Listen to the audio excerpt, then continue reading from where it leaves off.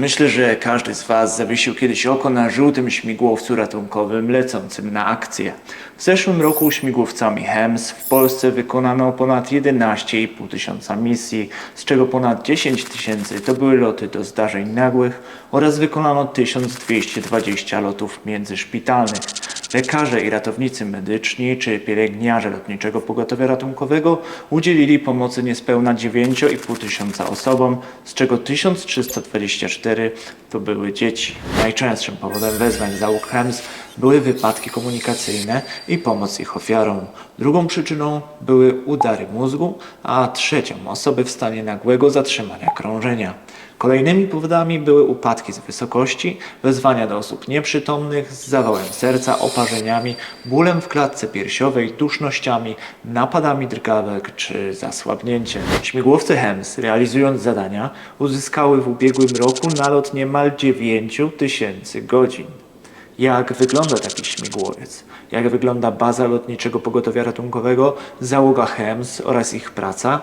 Tego wszystkiego dowiemy się już dzisiaj, ponieważ mam przyjemność zabrać Was i siebie do bazy Lotniczego Pogotowia Ratunkowego w Gorzowie Wielkopolskim i zobaczymy razem, jak to wszystko wygląda od środka.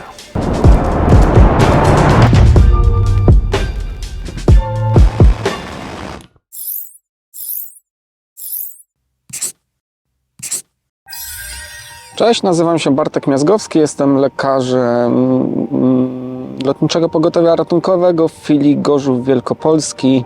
Moim zadaniem w śmigłowcu jest przede wszystkim zajmować się pacjentem.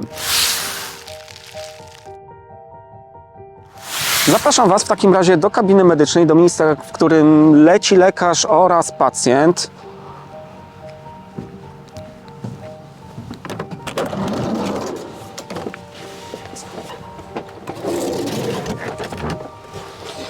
Tak jak widać, w kabinie medycznej za dużo miejsca nie ma. Mamy oczywiście nosze, na których leci pacjent.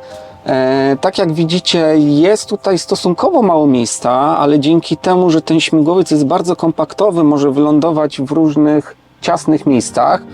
Po drugie, kabina medyczna jest tak skonstruowana, że na wyciągnięcie ręki tak naprawdę lekarz jest w stanie dowolny sprzęt z tej kabiny medycznej wyciągnąć i go użyć.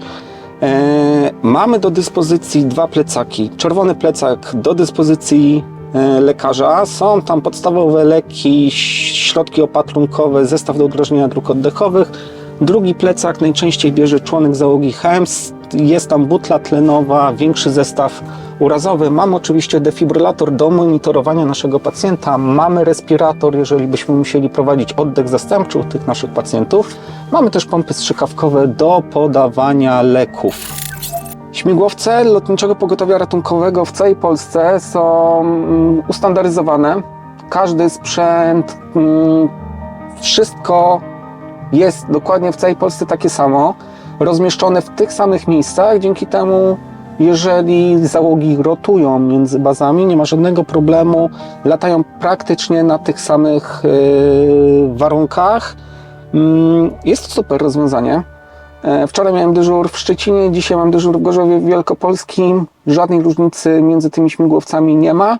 Plecak czerwony jest przygotowany stricte jako plecak pierwszego rzutu. Znajdują się tak naprawdę zestaw leków, zestaw do udrożnienia dróg oddechowych, wentylacja, dojście donaczyniowe, doszpikowe oraz podstawowy zestaw opatrunkowy. Kieszenie są skonstruowane w ten sposób, że można je łatwo powypinać. Jeżeli chodzi o ambularium, to co jest bardzo fajnie zrobione, kodowanie jest kolorystycznie, tak więc łatwo na przykład zapamiętać, że leki, które są przeciwbólowe, są zaznaczone na przykład na granatowo, leki, które służą do usypiania naszych pacjentów, do sedacji, są zaznaczone na kolor żółty. Dzięki temu w takiej dynamicznej akcji jesteśmy w stanie łatwiej się w tym ambularium także połapać.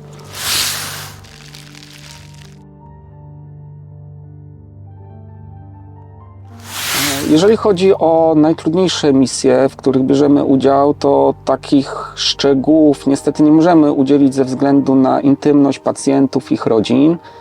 Myślę, że wszyscy jesteśmy zgodni, że jednym z najtrudniejszych rodzajów misji pod względem takim emocjonalnym są zdarzenia, gdzie latamy do dzieci. Są to jednak istoty, które bardzo często doznają urazu bądź zachorowania nie ze swojej winy, więc tym bardziej jest to czasami ciężko wytłumaczyć sobie, czemu akurat dane zdarzenie nastąpiło. Jeżeli chodzi o takie medyczne wyzwanie, to myślę, że kobiety ciężarne są dla nas takim szczególnym rodzajem pacjentów, który może sprawić problem. Jest tam problem jak gdyby medyczny, nie wszystkie leki możemy podać, nie wszystkie procedury możemy bezpiecznie u takich pacjentów wykonać. Nazywam się Katarzyna Zygmunt, jestem pielęgniarką, członkiem załogi HEMS i pracuję w Lotniczym Pogotowiu Ratunkowym. Zapraszam Was do śmigłowca, pokażę Wam, na czym dokładnie polega moja praca. Praca członka załogi HEMS to nie tylko skupianie się na wykonywaniu medycznych czynności ratunkowych, ale także pomoc w nawigowaniu śmigłowca, pomoc pilotowi, który jest dowódcą załogi. To czach odpowiedzialny jest za prawidłowe wprowadzenie współrzędnych, czyli ustalenie miejsca zdarzenia, tak żeby śmigłowiec jak najszybciej mógł dotrzeć do pacjenta. To członek załogi HEMS nawiązuje łączność z dysponentem, czyli z dyspozytorem pogotowia ratunkowego, a także ze służbami naziemnymi, które znajdują się w miejscu wezwania śmigłowca, w miejscu wypadku czy zachorowania, takimi jak naziemne zespoły ratownictwa, czyli karetki, a także straż pożarna. Razem ze wszystkimi osobami, które latają w śmigłowcu, obserwujemy przestrzeń dookoła śmigłowca w całej fazie lotu, ale takimi najbardziej newralgicznymi punktami jest moment startu i lądowania. Obserwujemy wówczas wszystkie przeszkody i informujemy o nich pilota. Po przyjęciu zlecenia załoga natychmiast udaje się do śmigłowca, pilot uruchamia, lekarz już wsiada i jest w gotowości do startu. Czach przed wejściem do śmigłowca sprawdza zamknięcie wszystkich luk, pokryw, odłączenie ewentualnego wózka rozruchowego, sprawdza zamknięcie wszystkich drzwi, przechodzi dookoła śmigłowca, żeby upewnić się, że nic nie jest do śmigłowca podłączone i żadne drzwi, pokrywy, luki nie są otwarte i dopiero zajmuje swoje miejsce. Wtedy śmigłowiec jest gotowy do startu.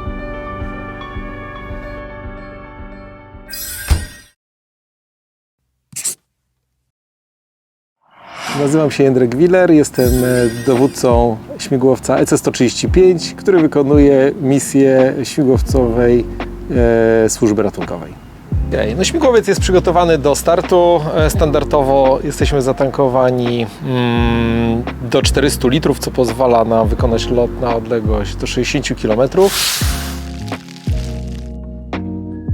Śmigłowiec EC-135, tutaj w tym przypadku wersji P2+. Mamy jeszcze wersję P3, nowszą, mocniejszą.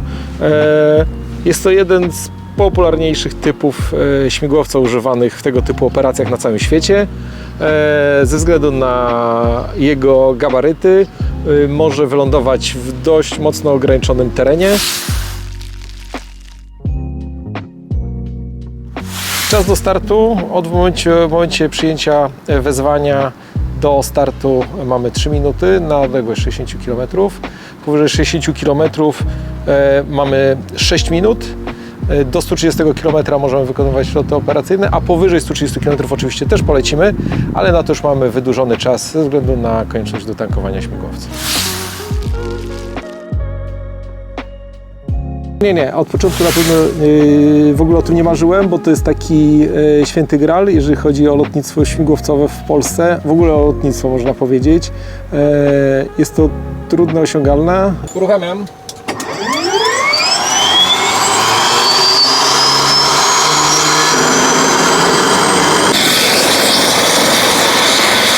Dzisiejsze wezwanie dotyczyło transportu międzyszpitalnego pomiędzy szpitalem w Międzychodzie a Puszczykowem pod Poznaniem. No niestety ze względu na warunki atmosferyczne, mimo tego, że za plecami świeci mi słońce, nie byliśmy w stanie przelecieć odcinka po pacjenta, czyli do Międzychodu. Napotkaliśmy bardzo trudne warunki atmosferyczne nad Puszczą Notecką i byliśmy zmuszeni praktycznie po 5 czy 6 minutach lotu do zawrócenia do bazy. I po odtworzeniu gotowości czekamy na dalsze wyzwania. Okej, ja już wróciłem i chociaż jest bardzo późno, to takim szybkim słowem podsumowania chciałbym powiedzieć, że to był bardzo, bardzo ciekawy dzień. Pomimo tego, że nie udało nam się zrealizować takiej pełnoprawnej akcji ratunkowej, tak jak pilot mówił w filmie, warunki atmosferyczne nam na to nie pozwoliły, chociaż poderwaliśmy śmigłowiec, to mgła tak ograniczała widoczność, że musieliśmy zawrócić się do bazy. Pomimo tego myślę, że czas wykorzystaliśmy dobrze. Udało się przedstawić członków załogi HEMS, którym z tego miejsca chciałbym bardzo, bardzo podziękować, ponieważ naprawdę super mnie ugościli.